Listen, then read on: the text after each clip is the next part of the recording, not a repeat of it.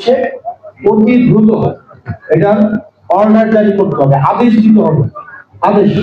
এবং এই আদেশ দিবে ডক্টর মোহাম্মদ ইউনূস। এখন অনেকে বলছে যে আদেশ নাকি চুপ্পুর হাত থেকে নিতে চায়, চুপ্পুর হাত থেকে নিতে চায়, আদেশ দিতে চায়। চিন্তা করেন হাসিনার আমলে যার অধীনে এতগুলা, এখন এত মানে 2000 শহীদ হয়েছে, এতগুলা মানুষ আহত হয়েছে, এখন আমার বিপ্লবের সার্টিফিকেট নিতে যাইতে হবে কার কাছে? চুপ্পুর কাছে।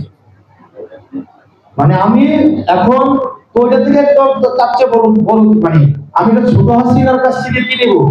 বিপ্লবের সার্টিফিকেট নেব। ব্যাপারটা ছোট দিলে ছোট হাসিনার কাছ থেকে নেব কেন? দিলে বড়টা থেকে নেব। আসলে ওনারা বড়টা থেকে নিতে চায় কিন্তু বলতে পারে না, এই কারণে কাছ থেকে নিতে চাইতেছে চুপ্পুর কাছ থেকে।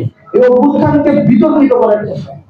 এই চুপ্পু থেকে যদি জুলাইয়ের সার্টিফিকেট নিতে হয়, আমাদের সবার একসাথে রিস্টার করে দেওয়া হবে, আমাদের সবার একসাথে করে দেওয়া হবে।